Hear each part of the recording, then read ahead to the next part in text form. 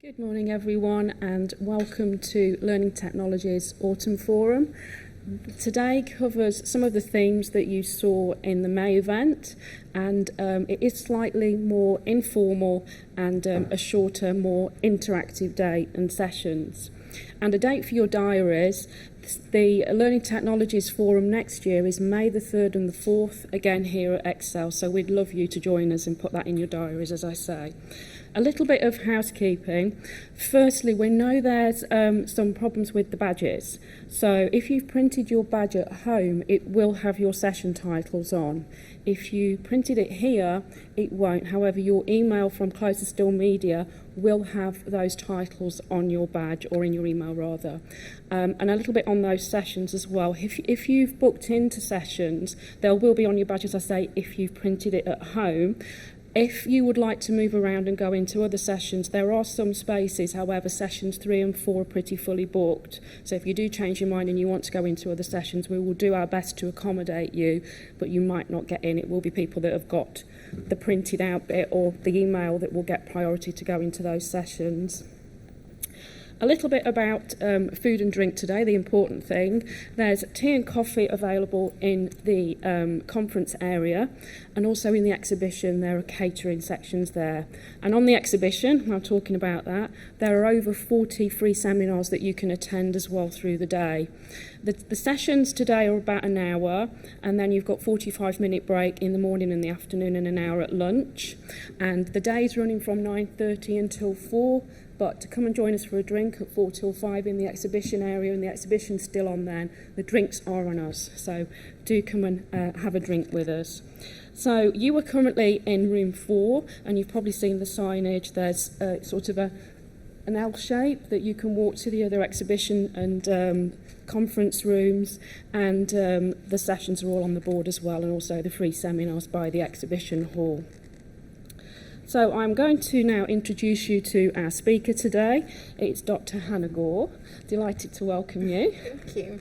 And our session today is on neuro-inclusivity in learning and development. Quite a challenging and probably uncharted topic, we'll say, but it will be today and in the future. Today. Yeah. So a little bit about Hannah. She's an award-winning learning professional with over 20 years of experience, and she's worked on learning transformation and innovation in a broad area of sectors, public and private, and most notably headed up the Open Universities programmes and YouTube and iTunes. Yeah.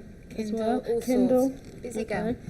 So our session's going to be very interactive. Hannah's going to ask you quite a few questions, so feel free to use your electronic devices or pen and paper. So I'd like you to join me in welcoming Dr. Hannah Gore. Morning, everyone. Right, let's pray all my technology works beautifully. Okay. Good morning. Thank you, Teresa. Yes, that's right. I am Dr. Hannah Gore. I've been working in L&D now 22 years because I started at the age of 5. And this session today is about neuroinclusivity and neurodiversity in L&D, which is an interesting topic because at present there isn't actually that much on it. And for us, this is really important that we actually address this and bring it forward to be much more inclusive. So, as we all know, over time, we learn a lot about our audience. We spend time in places like this. We read best practice. We constantly try to push more. And there's always space for more. That's the most important thing when it comes to understanding, that we always understand our audience, but then there's also lots of stuff that we don't understand. And as Teresa said, it's very much uncharted waters here that we're about to go into. So the question is, of course, how well do we actually know them? And I'll be honest, it didn't cross my mind until last year.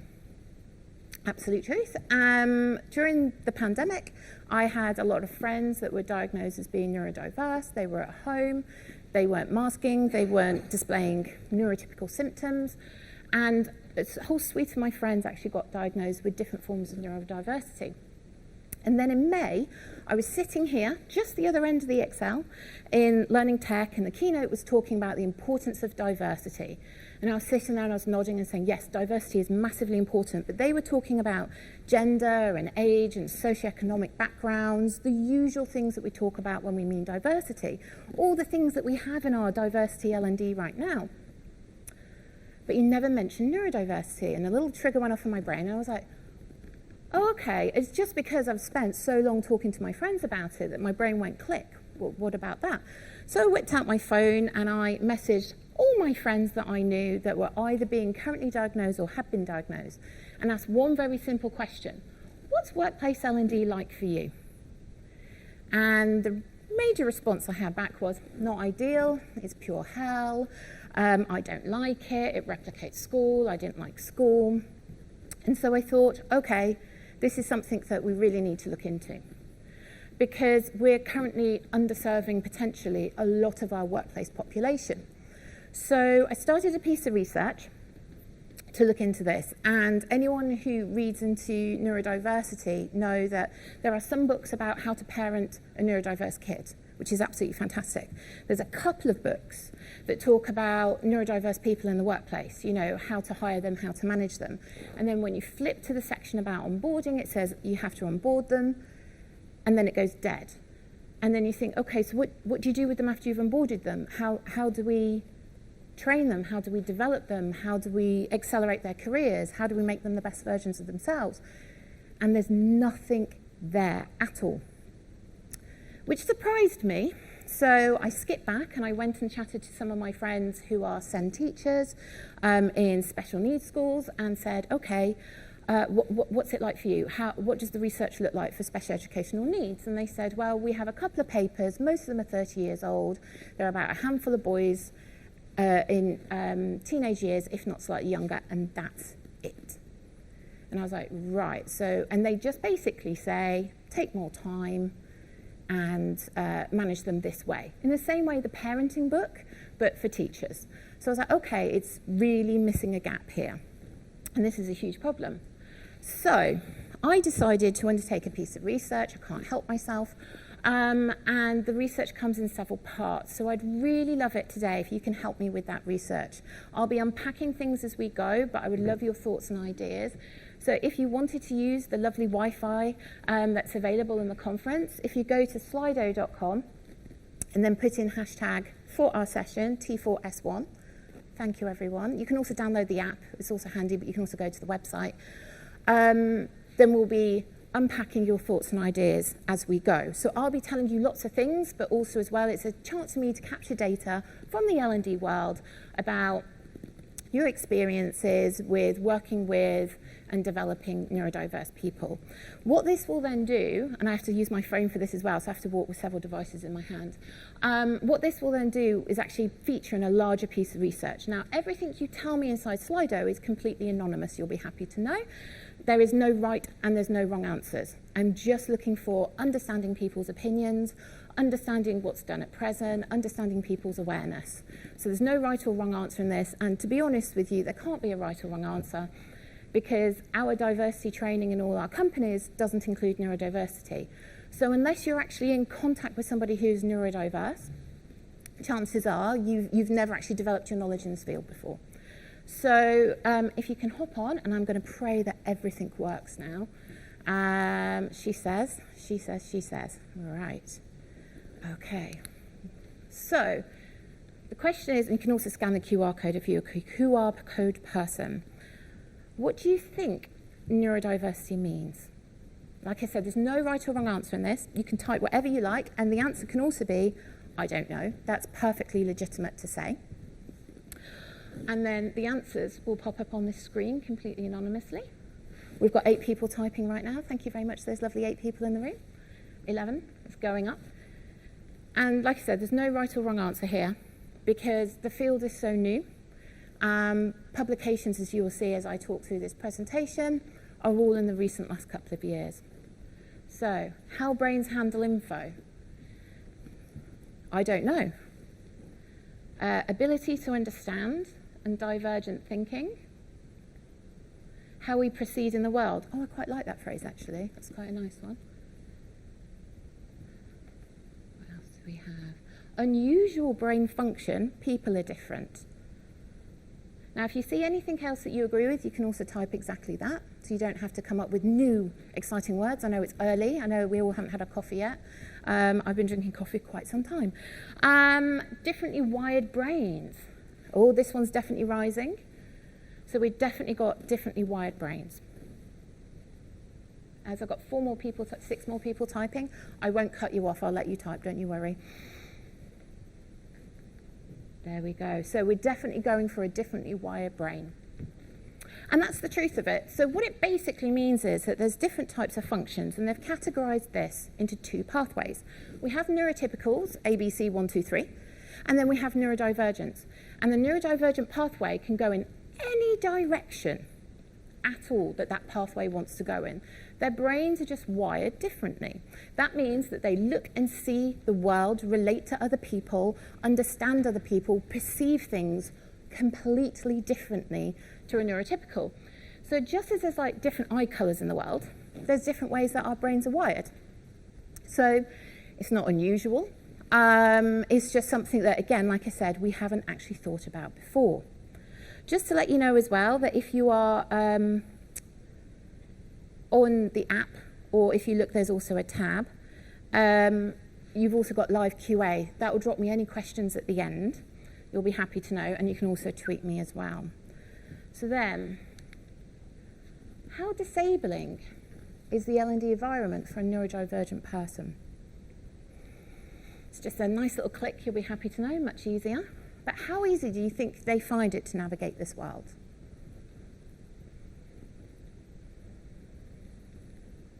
We've got a lot going on for very and little disabling. Definitely moving over towards the very. I do love a little live capture. I like to see things moving back and forth. It's also a very handy L&D tool, this Slido, because it's great for capturing people in webinars that you're running and L&D sessions. So we definitely think it's a little disabling and very disabling. Now, what's quite interesting is, it's actually a lot of research about disabilities and people's perceptions of them. And Goring and Johnson both stipulated at different times that the people themselves are not actually disabled. The problem that we have is that the world is disabling them, that they're putting barriers in the way to stop them from living their lives as they should. So it's actually, they believe that it's values, attitudes, any kind of construct, belief system that actually causes the disability because of the barrier being put in the way. If you remove the barrier to a neurodivergent person and put the learning and development into a context that they can understand, they're no longer disabled by it. So it really is about reframing our mindsets to bring that forward. And importantly, there's been a lot of work recently that says that we shouldn't be pathologizing, which is very hard to say sometimes, and see it as a natural human variation, just like eye colour. Some brains are wired this way, some brains are wired that way. And that's what we have to understand, that everybody is different. And that most importantly, and what I quite like actually, is that in the neurodiversity paradigm, no one neurodiverse trait, characteristic, type is seen as being more superior than the other, which is rather fantastic. I think they're all treated completely equally inside the neurodivergent world. So we should be treating them completely equally to neurotypicals. So it's completely normal to be different. And so we have to reframe a lot of what we're thinking, and I'm really hoping that this means that when you go away today, that you'll have a little think about what does your world look like. I'm always available for social stalking, either on Twitter or on LinkedIn if you've got any questions afterwards or you just want to have a chat. I do love a neurodivergent and L&D chat. So, what percentage of the people in the world, in our workplace, do we think are neurodiverse? That's the burning question. Now, some of you read the bios, that's excellent. Okay, so we have a full suite of answers. They're still going. So we think 31 to 40%, predominantly 21 to 30 is creeping up right now. Okay. I think that's everybody in. the percentages are actually unknown. So in my bio, some of you that have actually read it said 30 to 40%. That is the latest data that we have. However, we're actually in a situation right now where the percentage is unknown. And the reason why the percentage is unknown is because it's not actually been fully diagnosed with everybody yet. So what's quite interesting is we're having people later on in their life getting diagnosed. One of my closest friends, she got diagnosed 2 years ago, right at the beginning of COVID, and then had to wait 8 months further for medication. It took her 2 years to get to the point that they actually agreed she was ADHD. I don't know why it took 2 years. She is the poster girl for ADHD, but that is the situation. She's 53 years old. She's an occupational health nurse. She works in the field. But until that point, her life didn't make sense. So she can understand why she was the way she was. She can understand why she queues drinks up on the side of the table. She can understand why she went into a room and forgot everything. She couldn't understand why, to a degree I couldn't for a period of time, understand why every single weekend we went through her degree, because she's a mature student. I went through how to do note-taking, how to assemble a structure for an assignment, how to put together the assignment, how to break down the question. Every weekend for 3 years I did that with her. She graduates next month with her degree because the world that she was in didn't make sense to her. And I had to learn how to unpick her world to make sense back. One of my other friends, she's absolutely fantastic. She works in a residential home. She comes to me with all her training bits, which are PowerPoint handouts and online learning, and she goes, I don't understand. And then I have to sit there, I have to absorb it all, understand it, and spit it back out into what makes sense for her. So she can then do her job safely. And so there's lots of people out there that are struggling right now, and they don't know. And what's interesting is that the pandemic, as I said, has accelerated this enormously, and interestingly, so has TikTok. So TikTok, if you ever land on neurodivergent TikTok, which my algorithm is so good on my phone, I'm permanently on it because it's all I ever seem to be emailing about outside of my phone. They're talking about their symptoms. They're going, did you realize that this is a symptom of ADHD? And what's interesting is my friends who have been diagnosed, who are reading every single piece of literature they can, are still learning new symptoms through TikTok. So my best friend Laura, who works at the residential home, every single morning she wakes up, her brain switches on like a radio and a song comes into her head. Every morning, and it's a different song. And so she texts it to me. That's just how her brain sets her up for the day. And what we're actually discovering is that more women are being diagnosed more than ever before, that they're actually being diagnosed in later life. We're getting a lot more adult neurodivergence. It's not being picked up in classes. They normally go, oh, they're the class clown, or they zone out, or they're just not interested, or they're just not engaging. They were super excited at the start, and now they're just, no, their brain just goes no.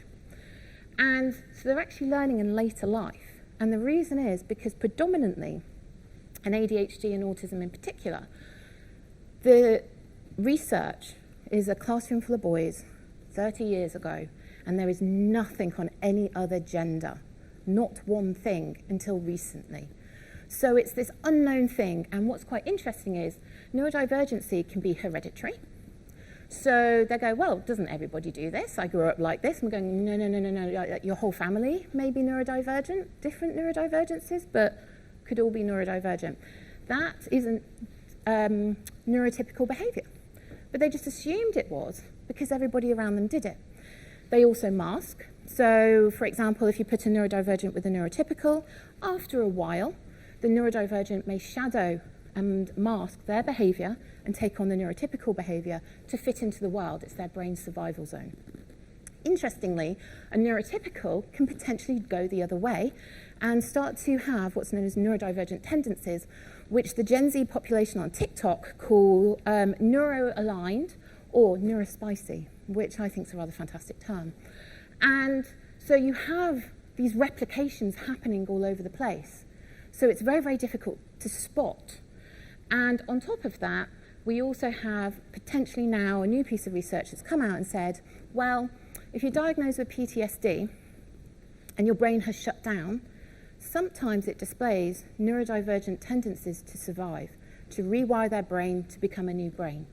So we have neurotypical people who have gone through a form of PTSD, and now as a mode of survival, their brain has become neurodivergent. It has just rewired itself around the problem and gone in a different route. So we have a very interesting set of research coming out now where we don't actually know. And latest forecasts are saying at least half the world's population. But because it's so uncharted and they're trying to put money into it, and statistically it's quite difficult to do that if it's not cisgendered male population sample research, the percentages still remain unknown. So it is a good estimate that right now, approximately 30 to 40%, if not higher, of your workforce population are neurodivergent, whether they realise it or not. So we have to be neuro-inclusive. We have to constantly think about being neuro-inclusive. So the question is, and I've got to load it up on my system, so I've got to quickly log back in. Can a person be diagnosed with more than one type of neurodivergency? It's all going in for 100% right now. Seems to be the consensus in the room, which is, of course, the right answer. So neurodivergency is developing, like I said, year on year. They're discovering more traits and characteristics, not symptoms, so we don't say symptoms, that fit inside the sphere. Previously, they talked about spectrums, and they talked about somebody being on the spectrum, and they're removing this from their wording. And the reason is that neurodiversity is not linear. That's the whole reason behind it. It's never been linear. That's neurotypical. You can't say that somebody is more or less autistic or more or less ADHD than somebody else, because it isn't a tick box exercise. It isn't you must have 1, 2, 3, 4, 5, and now you're neurodivergent. So we're actually in a world now where we have this sphere, and people can be in different places on this sphere, showing different symptoms. I have neurodivergent friends who have the same neurodivergency and completely different symptoms, but they love it when they find a symptom in common. They absolutely think it's fantastic, but we have this situation here. So there is plenty here for us to be looking at in the world of L&D and going, how can we develop people that actually think differently to a neurotypical? So, and again, you can word cloud type this. Can you describe any of the characteristics of a neurodivergent person? Again, it's word cloud, so you can add to it. And if you don't know, it's okay to say don't know. Forgetful, struggling, agitated, creative, challenging, okay? Detail-orientated, closed off. See, they're definitely all flying in now. I'm loving that there's so many different ones. This is absolutely fantastic.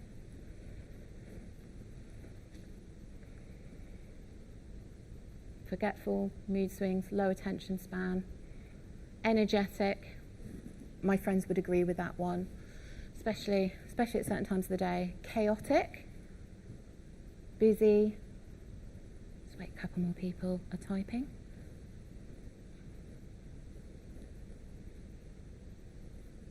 There we go. So creativity is definitely up there, which is absolutely fantastic to see.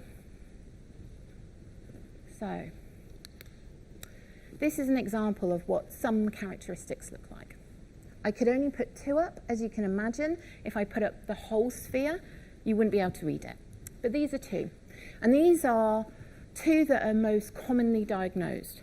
And for a period of time, people believed, because of the spectrum thoughts, that you were either autistic or you had ADHD. You couldn't be both. It isn't possible.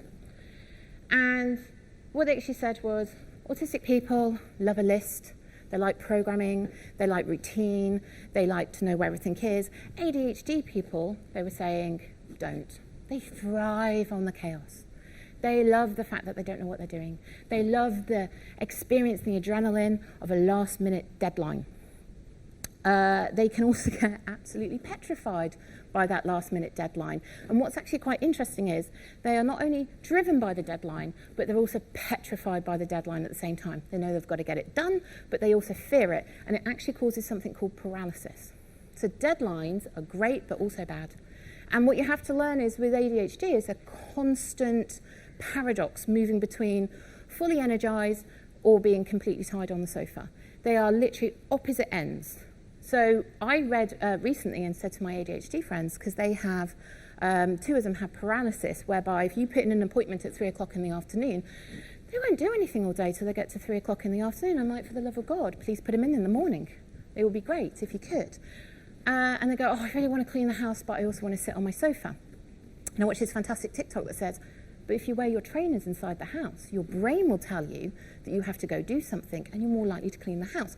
So now all my friends are cleaning the house with trainers on. And it seems to be working for them. So we're definitely seeing that there are crossovers here constantly. And this actually makes it some ways easier to spot amongst the workforce, but also difficult for practitioners to diagnose the correct one. So in the case of ADHD, there are medications available. With autism, not so much. So it's definitely important to get the right ones. So the question is, why do you think organisations should concentrate on neurodiversity?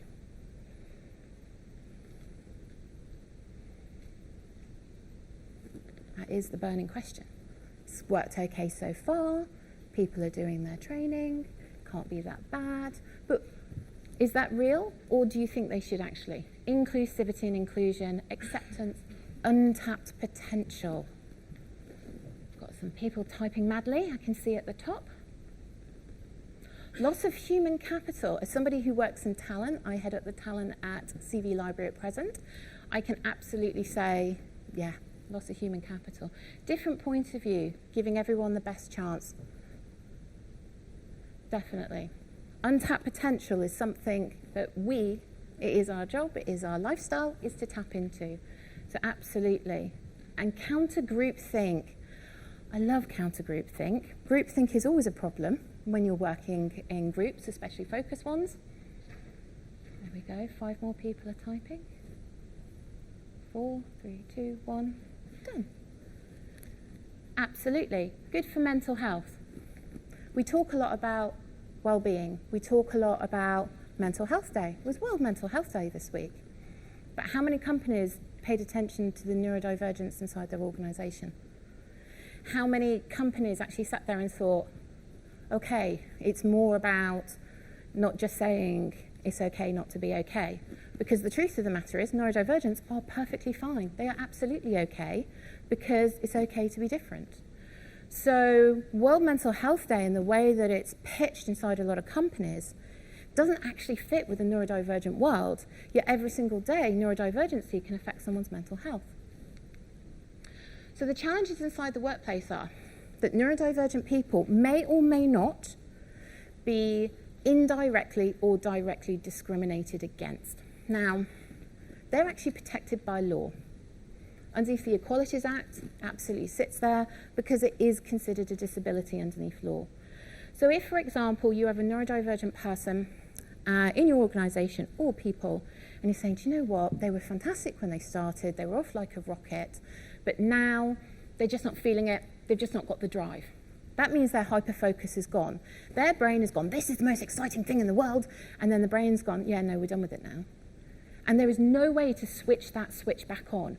So every single method that we have for management style in our management training that says, try this incentive and chat to them about it and break it down, it doesn't matter. Their brain has said no. So you have to find a way to go, okay, how do we reposition this instead? How do we change the topic so the brain goes, oh, okay, it's slightly different than before, to trigger it back off again? So we have indirect and direct discrimination in the workplace. How many lovely people in talent have we lost because they didn't fit the metrics that sit inside our appraisal systems for neurotypical people? They may not be able to be gamified, and that's what appraisal systems are. So what do we do? How do we change that world? How do we develop our training on how people should manage others and how people should manage appraisals to take into account that not everyone's brain is going to work exactly the same in that way. They may be unemployed or underemployed. Now, the statistics on this are absolutely alarming. That a lot of people who display very strong characteristics may never find space in the workplace. For example, an autistic person may struggle with facial characteristics, not only reading them, but giving them. So people go, oh, he's absolutely lovely, but he's very monotone, and he never smiles, and he never feels like he engages, and he never makes eye contact. Well, he actually may be autistic. So they struggle at job interviews. Before they've even got through the door, they're already struggling. My best friend Laura, that works in the residential home, she has 3 neurodivergences diagnosed. And she has ADHD, dyslexia, and dyscalculia. So her brain has too many tabs open, and all the words and letters are completely jumbled. And every single day, she has to try and unpack what that actually means. She went and looked at a job recently. And she fell at the first hurdle because it was a recorded video interview that they decided to do. And her brain went, no, you're going to screw it up. You're absolutely going to screw it up. And the switch went off. And no matter how hard I tried, I couldn't get the switch back on. And she would be amazing for this job. Laura doesn't have 2 GCSEs to rub together. Yet she is one of the smartest women I've ever met in my entire life. It actually disturbs me, the level of perception that she has. I cannot play one single board game with her and win. It is very annoying. I am very competitive. Also, she ruins every single movie and TV show for me in which somebody is going to get murdered. And being female, I watch a lot of serial killer documentaries, as you can imagine. And she goes, it's him. Straight up, off the bat, 10 minutes in, the credits haven't even finished. And I'm like, seriously? And she's like, yeah, sometimes I've already watched it before. And she'll go, it's him, I know it's him. But he died 10 minutes ago, Laura. No, it's him. 2 minutes from the end, it's him. I'm like, God's sake. Every movie, don't watch a movie with it, just watch Downton Abbey. That's what I've learned. And of course, importantly, we've never actually trained a single manager in how to do this, how to manage and work with and get the best out of neurodivergent people. There is literally less books in the world than fingers on my hand when it actually comes to books about how to work with people who are neurodivergent in the workplace. There is a huge swathe of literature missing, and the only way we can actually get that literature is by working together. But the benefits are overwhelming. You get way more effective and diverse teams. If you think about it, people like Thomas Edison would have never have come up with the light bulb if he wasn't a neurodivergent. He was dyslexic. He would never come up with a light bulb if you thought 1, 2, 3, ABC. James Dyson came up with a bagless vacuum cleaner. 100 years we've been putting bags inside vacuum cleaners. No one's ever questioned it until now. Richard Branson, another neurodivergent. Look what he's done. So we've got these incredible mindsets that are so creative, so innovative, that if you look at their patterns, you can start to actually see they're not thinking in a typical way. There is no way we could have put rockets in space any other way. There's no way we could have actually had that outside of the box thinking. It also improves their well-being because we're actually working with them instead of the system working against them. So that is absolutely massively important because performance increases, because we're actually adjusting to work inside their parameters. And most importantly, reduces staff turnover. We keep the amazing talent inside our companies. We benefit from having this kind of mindset amongst us, questioning the way we do things, looking at different ways, becoming much more creative, much more efficient. The amount of neurodivergent people that I've worked with in the last 22 years, because I normally end up working inside companies that have a tech arm to them, are phenomenal. The stuff that comes out of their heads just drops out without any forethought and says, do you know what, if we completely reprogram this learning platform, it will do this instead.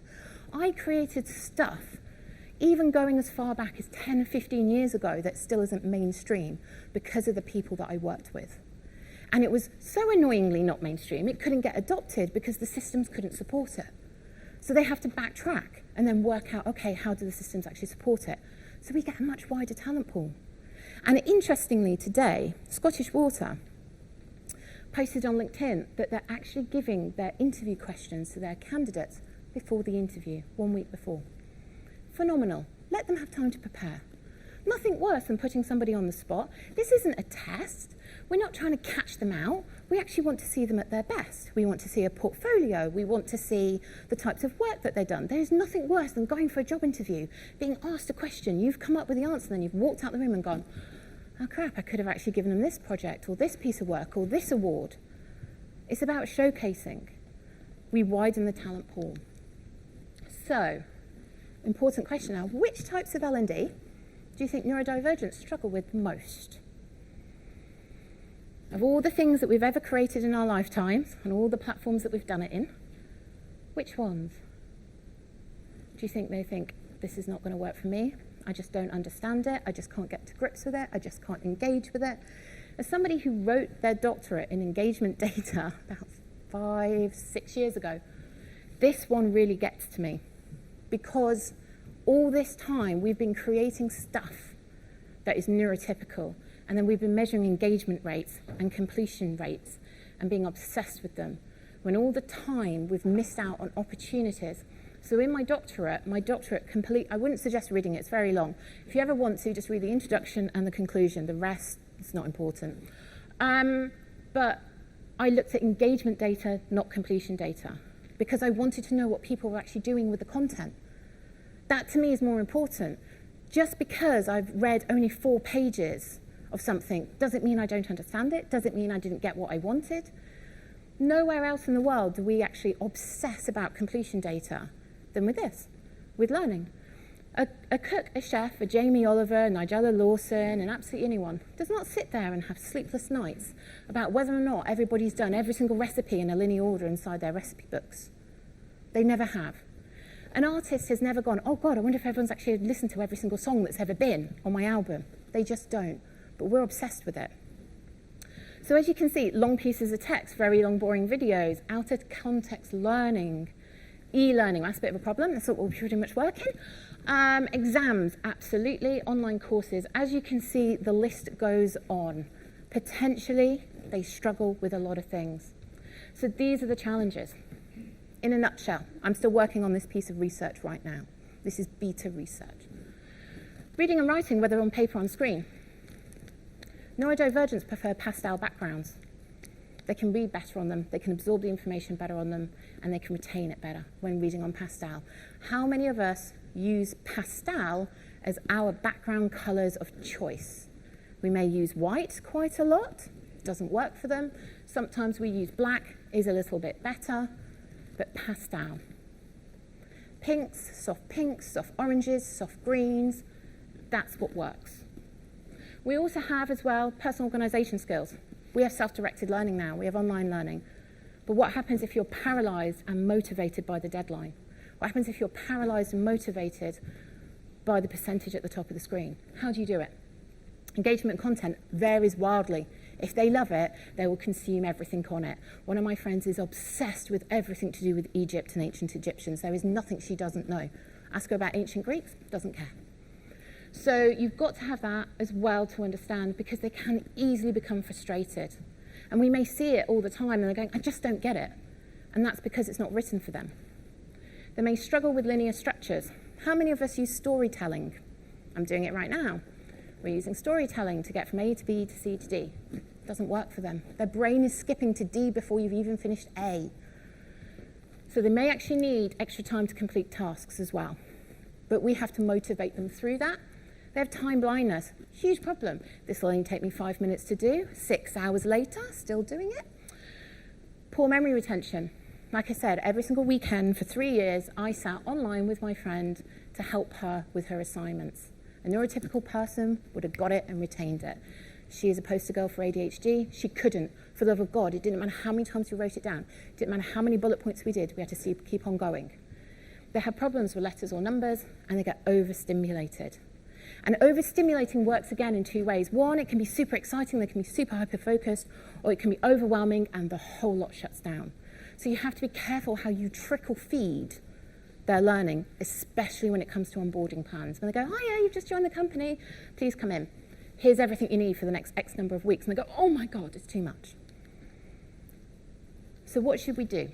That's the burning question today. What should we do? What should you do inside your organisations? What can we do? I see mad typing going on.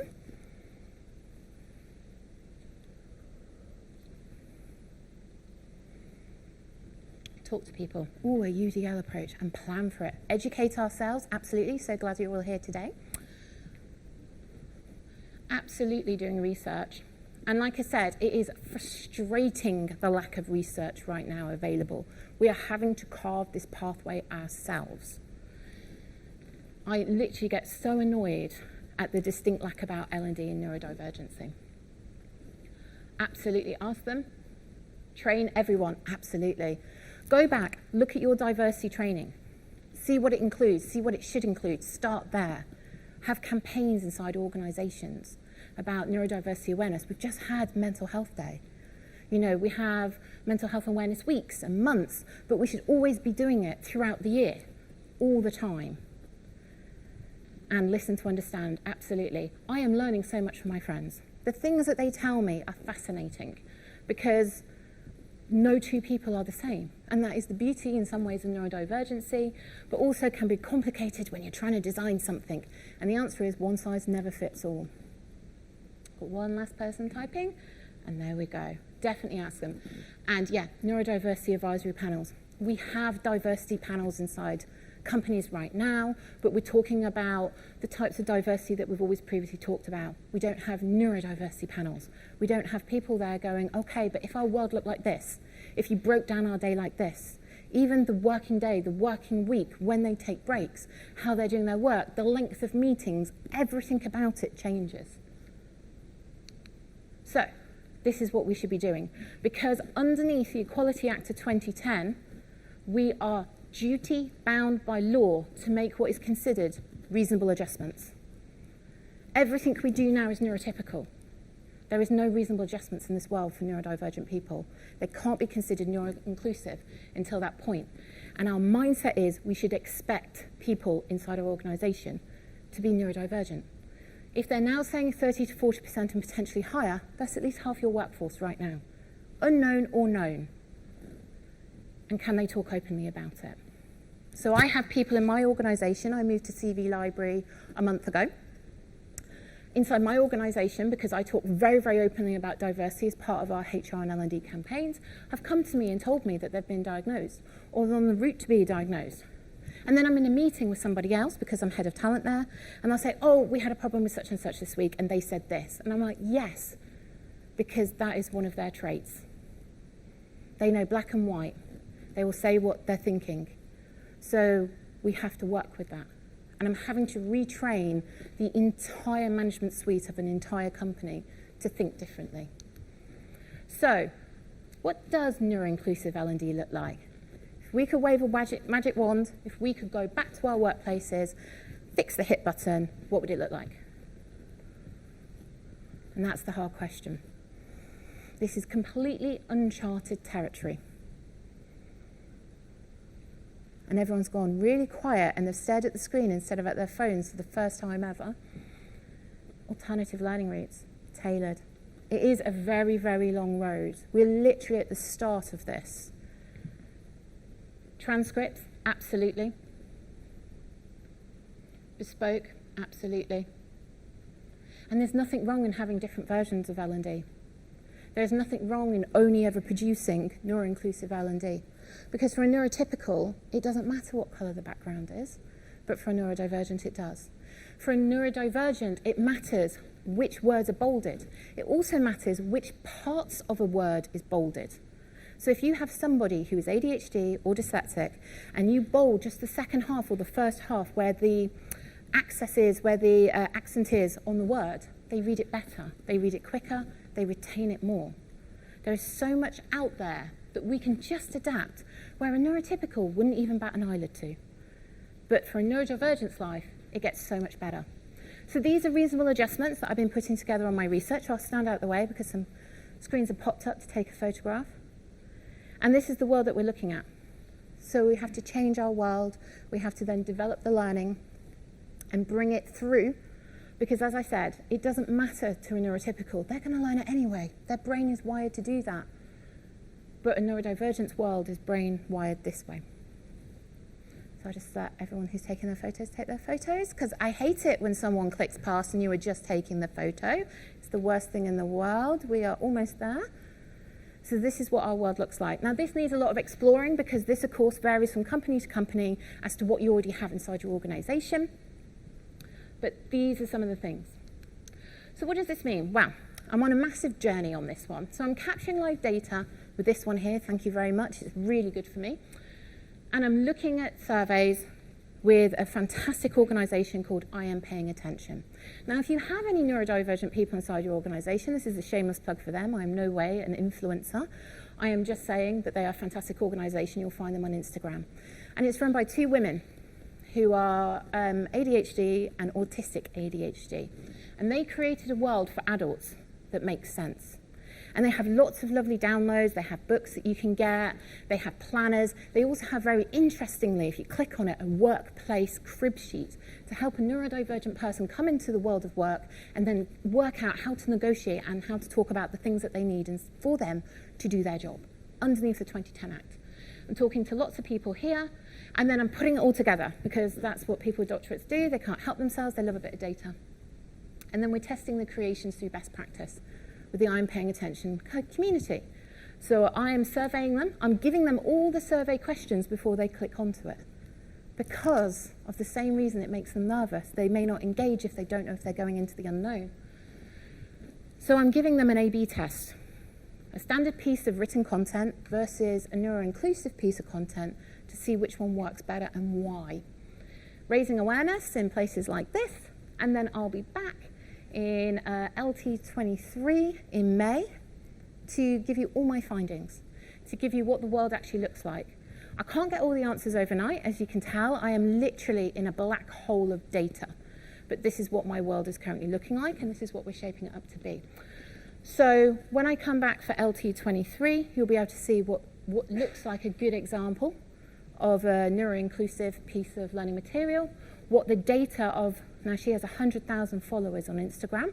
So in data terms, I'm pretty excited. I get to have a collective yet diverse adult population that I can work with. That hasn't been done before, so that is super exciting for people like me.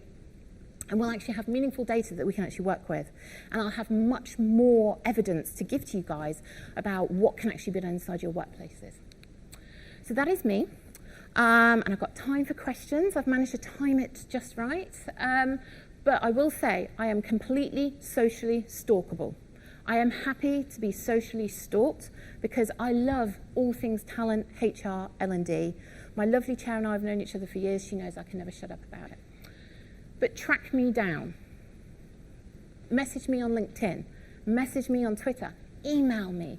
If you've got an idea, if you've got something you want to talk about, if you've got a concept, if you want to put together a board inside your organization, the only way that we can actually get this moving is by actually talking and discussing and having a place where we can actually all bring it together. So please do track me down. I'm more than happy to send copies of my slides. I know they're available afterwards, but absolutely I can send you those as well. And I will be posting data as I go through Twitter and LinkedIn of the types of things that I'm finding. So we have questions. Do you see how I'm making your life so much easier? That's For amazing. the people in the room that do not want to put up their hands, you see, there are questions up on the screen, or there's also any questions in the room whilst I read the questions on the screen. Thank you, Hannah. That was amazing and so much insight and really exciting to see where your research goes. I think you need a round of applause before the end for that. It's amazing. Thank you. Thank you. Thank you. Thank you. Questions? Any questions in the room whilst I read the questions on the screen? You can obviously all add them to the screen if you want.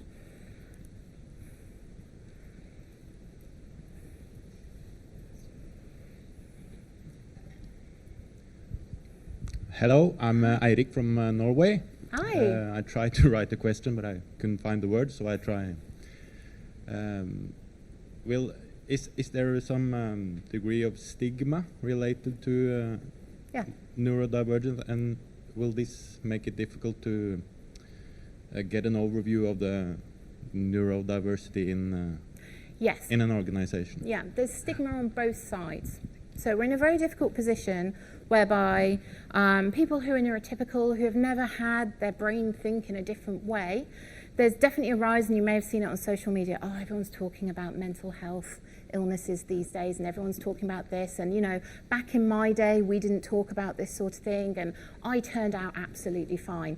The fact that you're still trying to segregate an audience means that you did not turn out fine, because you would be giving them a chance if you did. People have always been neurodivergent since the dawn of time. If you go back through the history books, you can see characteristic after characteristic in different people. Albert Einstein, he didn't speak until the age of 9, and he became one of our greatest ever minds because he was left alone to get on with his stuff that nobody ever understood, and still some of us still can't understand it. So we have a situation where this has been literally going on for centuries. And yet also inside the neurodivergent community, some people feel because of the stigma on the outside, they can't talk about it. So I have people come to me privately and go, oh, I have ASD, which used to be known as Asperger's. They've recently changed the wording. Or I have autism, or I have autistic ADHD, or I have ADHD. And they're coming to me privately because they daren't put their hand up and say it publicly, because they daren't be treated differently. Because the world, as we said at the start, is characterized for the able-bodied person, for the neurotypical-minded person.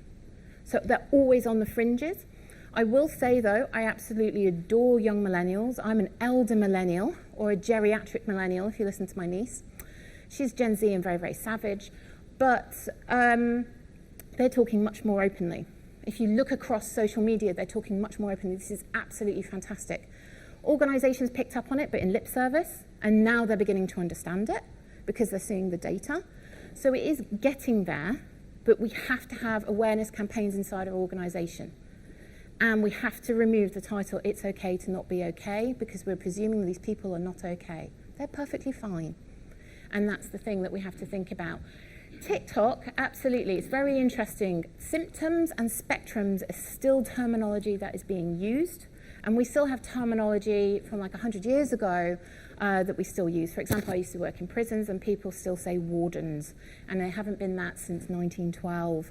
So we have this, but we have to correct. That's part of L&D. We say characteristics, we say traits, we say sphere. Absolutely, can totally honestly get the slides. They will be available afterwards, but also message me and I can also send them to you, so that's not a problem. And it won't let me scroll down, so I'll do this. And the name of the two women's accounts, go to Instagram if you're an Instagrammer. You can also Google them. It's called I Am Paying Attention. They are absolutely paying attention. It's just their brain has got other things on at the same time. Jess is brilliant. They literally fell into this by accident after being diagnosed and found that there's a whole stack of people out there. It's got about 97,000 people following them. Every single day they're posting stuff. Every single day they're giving us new ways of looking at things because of their community. And so I'm working with Jess on this. The plan is as well, fingers crossed, if I can ever get over the PTSD of writing a doctorate thesis, I will get round to writing a book about it to help people even more in the world of work, in the world of L&D, and of course as well being an adult neurodivergent. So, and absolutely, TikTok is a brilliant source. I love TikTok. TikTok tells me so much. It's not just dances. There is so much on there, especially if you hit on the neurodivergent side of TikTok. You can search for it. The algorithm just clicks in really quickly and then starts sending you up stuff all the time. And then people are going, oh, I'm an obsessive perfectionist, but at the same time, I never want to do anything. And that is a very common trait or characteristic in ADHD people. They want to be the best that they can be, yet at the same time they go, oh God, crap, what happens if I'm not good enough? So I won't do anything, I just won't bother. And then they stop. How do we work with that in L&D? How do we tell them that we're always progressing? I'm always learning more, I'm always getting better. Ourselves, there's no perfection, it doesn't exist. Take it out of the equation. Talk to them about what they can do today. Talk about it in milestones and stepping stones and achievable things. So absolutely, and of course, as we're saying, one of the hardest parts of being neurodiverse is they can't talk about it. So we have to open up campaigns, go talk to your HR people, look back at your neurodivergent work if you've got anything inside your company, look at your staff handbook with the HR team, start actually spreading the word and going, well, what does this actually mean? And then there's, like I said, there's a couple of books available. There is not lots. But I am available if anyone wants to have a chat, a soundboard, a vent, a scream, whatever it is. And 2 heads are always better than 1. That's always good. But has anyone got, I'm very conscious of time because I know Teresa's ready to tell me it's time. But any other questions in the room? If not, you can always come to me afterwards. It's never a problem. Don't worry, I'll just shout. Just shout it. Yeah, hi, I'm Bella. Hi, Bella. So my question was about, you mentioned about the effects of PTSD and how that can make people more Mm. I was just wondering where I could go to find out more about that. Yeah, so it is really, really emergent research. I will have to go back and dig out the papers to find it. If you drop me a message, then I have your details, in case I Google Bella and I find lots, obviously. But it is emergent research that they're actually looking particularly at women with PTSD, because that's just the sample size that they have at present. Obviously, there are more genders available that they need to have a look at. But they're actually starting to see that they were neurotypical throughout their whole life. And then suddenly something terrible has happened and their brain has gone, I'll just bypass that and completely rewire it. And so they're actually starting to display characteristics and traits that they never had before, like literally never had before. And that makes it interesting in terms of research, but in terms of the person experiencing it, that is really scary because their brain isn't working like it used to. So we are finding that. We're also finding as well that there are a lot of people that were absolute geniuses at school, top of their class, couldn't do better, have gone into the adult workplace and gone, why's my brain stopped working? Why can I not do things like I used to? And it literally is that school system worked beautifully for them at the time, but the world outside doesn't. So it's about unpacking it. There's a lot of reflections. And again, this is an emerging area as to how we can actually help that transition into the real world. People are struggling at university that used to get straight A's and their parents are pulling their hair out going, why, you were such a good kid, what went wrong? Nothing's gone wrong. It's just their brain doesn't wire towards university self-directed learning to have 3 years to do all these assignments and then sit some exams and write a dissertation or write a PhD thesis, no matter how smart they actually are. So it is all emerging. But yes, it is hopefully a growing world. It definitely feels that way, but we've still got a lot to learn. Thank you. Thank you, Hannah. I'm very conscious of your coffee breaks, guys. Yes, coffee break is 10:30 until 11:15, and exhibition is open as well. So thank you again, Hannah. It's been amazing. Thank you. Thank you.